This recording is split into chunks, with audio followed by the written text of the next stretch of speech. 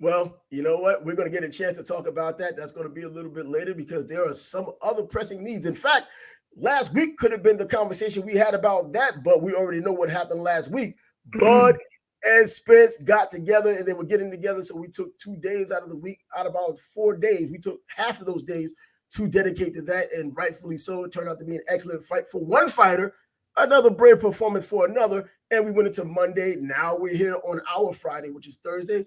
Let's get into some talk because there's still talk about what's going on with Errol Spence, or what had gone on with Errol Spence, as there's been a litany, not excuses, but creative thoughts of why he may have lost the fight. The newest one being he ran up, what was it, Mount Charleston in Nevada, the elevation the week before the fight, and that's what left his legs weak. I don't know if this is the newest, but it is one of the more intriguing ones. Has he been talking to Deontay Wilder or something? I mean, did Wilder say, hey, you ran up the mountain, use that? With his crazy excuses for losing to Fury the second fight. Hey, I don't know. I mean, maybe there's neurological issues that he had that revealed themselves because Bud is such a great fighter and they didn't reveal themselves in prior fights. But I don't care how many mountains he ran up. He got in that ring, he got his ass whooped. Exactly. And, look, he's the only one, not at least at this point, he's not making any excuses. I haven't heard too much of anything out of him since fight night. And I think when we do hear something from him, I think that he's going to give credit where credit is due to Bud, because Bud has been giving nothing but credit still to Errol Spence right now after winning the fight. And of course, to the victor goes the spoils, so he doesn't have anything to be ashamed of. But neither does Errol Spence. It's fighting. It's boxing. That's what happens. You could lose a fight. He lost his fight. But Virgil Hunter, the former trainer of Andre Ward, was the one who came up with this assumption, or came up with this theory, or came up with this story. He heard from in camp. There's always some type of clandestine someone in someone's camp, a plant, that's going to give this kind of leaked information, and told Virgil Hunter that Errol Spence did run that mountain and he kind of worn himself out and he had this many days to recover, probably 5 days. But he did the run, I guess, 7 days before the fight, wasn't fully recovered, also looked dehydrated. And that's the story a lot of people are running with, except for Errol Spence so far. And that's what we're hearing. And it's taking away from Bud and also taking away from Spence putting up the performance he did. Right. I think just let the fight stand on its own. Why come up with excuses? Spence didn't look bad at the weigh-in. He didn't look bad in the ring when the fight started. He didn't look bad until Bud started to touch him up. And that exactly what happened, because at the weigh-in, I didn't hear too many people say he looks dried out. At the time, this is all revisionist history. When the weigh-in took place, I just noticed Bud looked bigger than I expected him to look. I didn't look at Spence and say, wow, he's drained. And I didn't hear anyone even afterwards say, well, it looks like Spence might be drained for this fight. No one said that. Nobody After said the it. way things went down, now it's all about being, the car accident, which he had before the Garcia fight, before the Ugas fight. And now just the third fight in, and he looked better in the Ugas fight, just a different opponent this time around. And people are still trying to make reasons for why what happened. And of course, on social media, especially something like Facebook, you can go and check out people's profiles. And there's no surprise you got people from Houston, people from Dallas, people from Texas, period, who are bringing up these stories or coming up with these new revolutions. I would tell them, watch the fight again. Watch how Bud stuck the jab in his face, how he used his footwork to get into punching angles, how he blocked and countered with the same hand so quickly, almost like a cobra strike. I mean, come on, man. He just, I don't know what else I can say. He just jacked him up. Yeah, it's it was skills. It was skills. It's not like Bud hit him one time and he had a busted eardrum and he lost his equilibrium and you know what I'm saying? He took a sustained beating because Bud had the skills to do it. Yeah, and these are a lot of the things that we talked about before the fight anyway. These are the things we've talked about intermittently before the fight was signed. I mean, way back we were talking about Bud and Spence if they were to get together, and they finally got together and we saw the result. And by the way, the first round, like going into the fight, So many people talked about how Bud starts slow, and we do know Bud starts slow. Guess what? In the first round, he did start slow, and Errol Spence did what Errol Spence was known to do. He was using his jab, he was using his sides, at least for the moment. He was trying to push Bud back, and he did.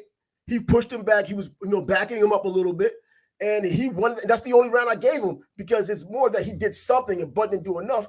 Only because Bud was processing the data and doing what he eventually ended up doing until the knockout. So he was doing a lot of what he was supposed to do in the beginning until Bud didn't allow him to do it anymore. And we saw the skill set between the two. One is immensely skillful. The other one is skillful as a world-class fighter and has other intangibles that had helped him get to that point. But Bud, without a question, there wasn't an aberration here, and it would happen at 154, maybe even a more sustained beating if they got together again.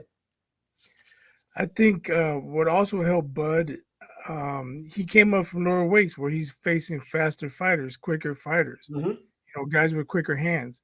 So when he got in the ring, he probably was thinking he had to deal with more power than speed.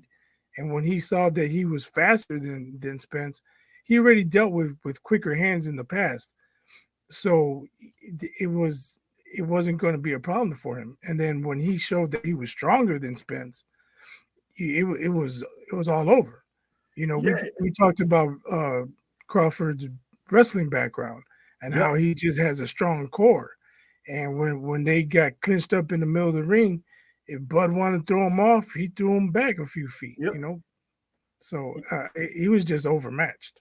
Yeah, from the inside, which was supposed to have been Errol Spence's bread and butter, being on the inside, going to the body, he was getting countered inside there to the point where he didn't want to throw a punch. He was showing trepidation and fear inside, refusing to really do what he normally had done. He would throw a couple of punches and then clinch because he didn't want any backfire. He didn't want it countering, but it was happening anyway. And and then he was pushed out of that position by the smaller guy who ended up being the bigger guy and the stronger guy that night. And I think any other night, because of his wrestling background, the stronger core, and knowing how to use his weight in a clinch. But nevertheless, we got the result we got, and I don't think you can take anything from either fighter. I wouldn't ridicule Errol Spence for losing the way he had done. I think there's still some people out there who did and still continue to do so. He gave everything he had that night. So even if he were drained, he gave everything he could have possibly gotten. I think for him to go down as many times as he did, and he had every opportunity to just have the refs just to not do it. We saw Ryan Garcia. Hey, we've seen Ryan Garcia. And he kept getting up. And I know that was on his mind. He doesn't want to get up. And he still had enough in his mind to realize that I got to get up. I got to get up. Kind of like Joe Frazier against George Foreman the first time. I got to get up. I got to get up. The better fighter just won. And if the ref didn't stop it, he would have gone down the fourth time and the fifth time, and until he couldn't get up anymore. Right. He could have folded after the two knockdowns in the seventh. But he has a champion's heart. He was going for it. Well, not much you can say. He would just fought a better fighter. And that's it. And when is it just going to come down to the better fighter won instead of looking for reasons and excuses for why he did not win? Sometimes, especially in combat sports, boxing in particular, the fighter is just better than what you expected and better than what the other fighter expected, and the results proved it out. So you might have to accept that and hope there is a rematch. Probably not in December, but a rematch eventually at 154 so that Errol can kind of redeem himself if he can try. But I don't see anything different that he can do in that short period of time that's going to change what Bud does. Bud's going to really have to, it's going to be more about what Bud doesn't do in a rematch than what Errol Spence can do. And I think that's ultimately what it comes down to. Think about it. If he can't just get on the inside and maul him like he did Ugas and other fighters, then what's he going to do? Jab and stay away? Bud's jab is quicker. Bud's jab is stronger. He's just getting. He can't stay on the outside. He pays a heavy price to get inside, and when he's there, he gets countered and sliced and diced. I don't see how he can win other than a crazy one punch KO. I don't see it. No, I don't see that because Bud isn't that careless. He has never shown that ability to be that careless in any fights. I mean, even in fights he's gone down, it wasn't because of carelessness. It was because, hey, you just get caught because that happens in combat sports. As an aside, now that Charlo's going to go up to 168 pounds and fight Canelo, as we already know, there's not going to be a Bud versus Charlo fight immediately at 154. But now, as the news that came down just recently today, once Charlo gets into the ring with Canelo, the WBO will strip him of the title and immediately elevate Tim Tszyu to champion of the WBO. So that might be an option for Bud. And I tell you what, that will sell. It will sell for obvious reasons. Don't get me talking about the obvious, but for obvious reasons, that would sell. It'll be a money fight for Bud and Tim Tszyu for as long as he lasts. Well, he'll be catching hands too.